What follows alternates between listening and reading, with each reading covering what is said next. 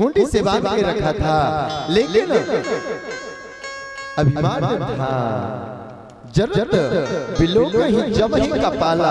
रामचरितमानस तुलसीदास जी कहते अपने कपालों को जब जरता हुआ देखता था, अरे बोले ब्रह्मा सत्य आ गया, हमको कोई मनुष्य क्या मार सकता है?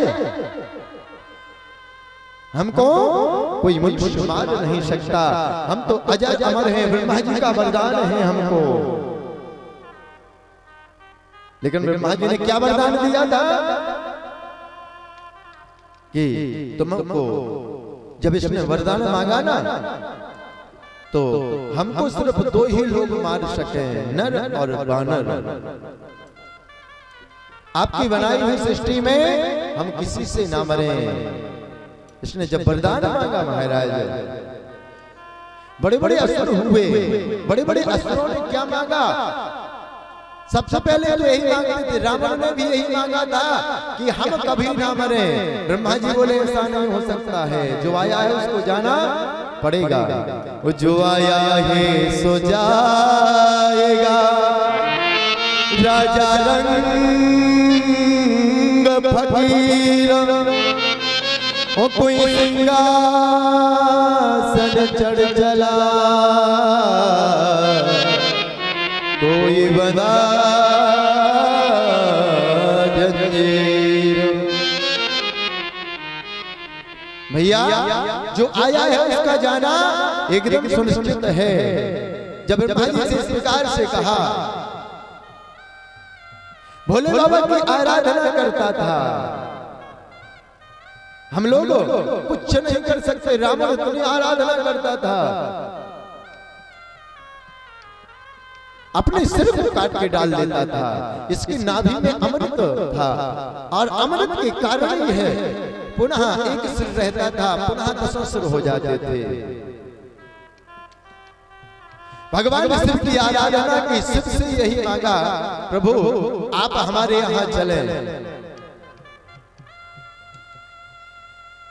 भगवान ने कहा हम तुम्हारे यहाँ नहीं जा सकते, लेकिन हम तुमको एक अपना वरदान के रूप में त्रिशूल देते हैं। जब तक तुम्हारे पास यह त्रिशूल रहेगा तुमको कोई नहीं मार पाएगा।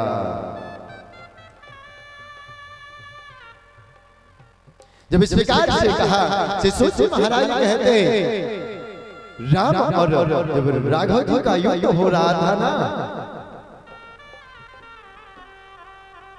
भगवान शिव का त्रिशूल लाना उस दिन वो भूल गया। और जब त्रिशूल लाना भूल गया, रावण ने कहा, राघव से बहुत बार कहा कि हमको एक बार अपने पुनः महल में जाना है, हमको अपने इष्ट का पूजन करना है। राघव ने कहा जो योद्धा होते हैं ना, उनका रणभूमि ही इष्ट होती है। आपको मैं समय देता हूँ, आप 5 मिनट में अपने इष्ट की आराधना यहीं पर करें। क्यों? क्योंकि राघव भी जानते थे यदि इसके पास त्रिशूल रहेगा तो परमात्मा का जो आशीर्वाद है वह झूठा कहला जाएगा। इसलिए उस समय देखा उसके पास त्रिशूल नहीं था भोले बाबा का, और महाराज उस समय से रावण का उद्धार कर दिया, संहार कर दिया।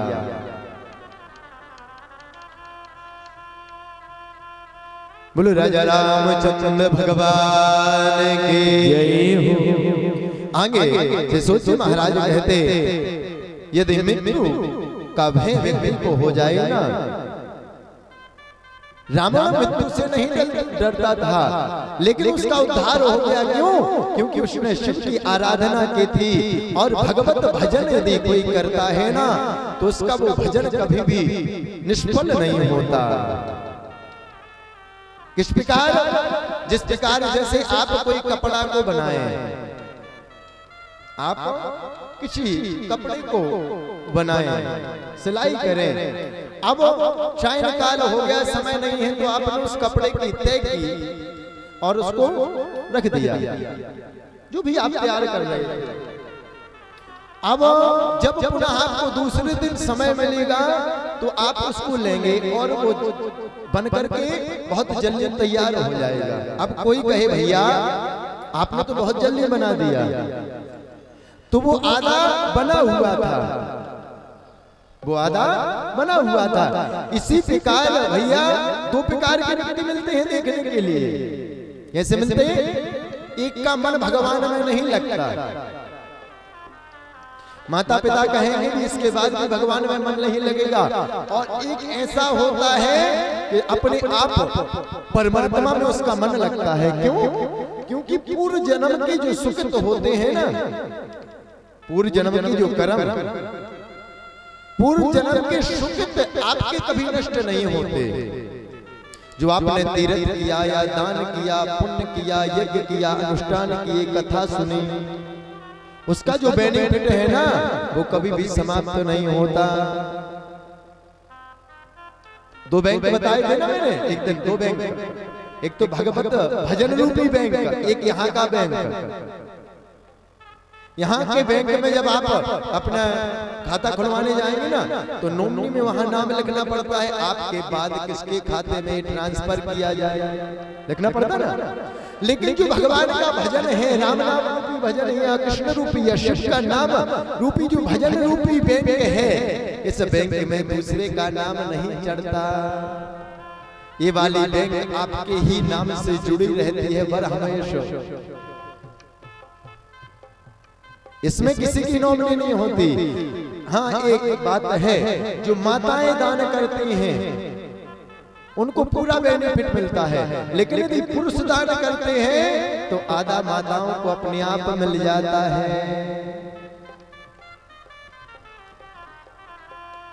और बरहमस महाराज माताएं ही दान करने वाली होती हैं।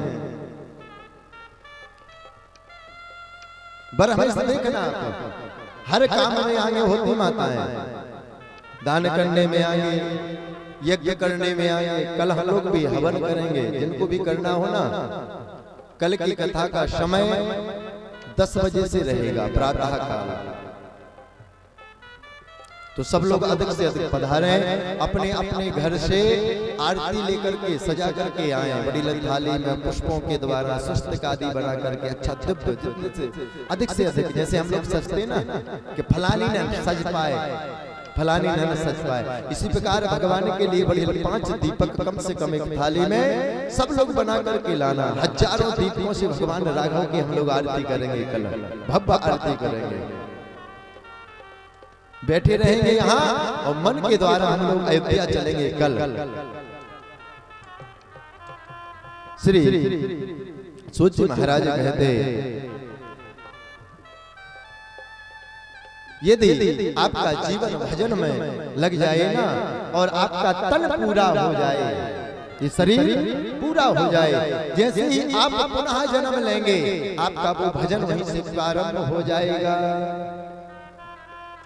भजन बिना बाबू रे तूने हीरा जन्म गमायो,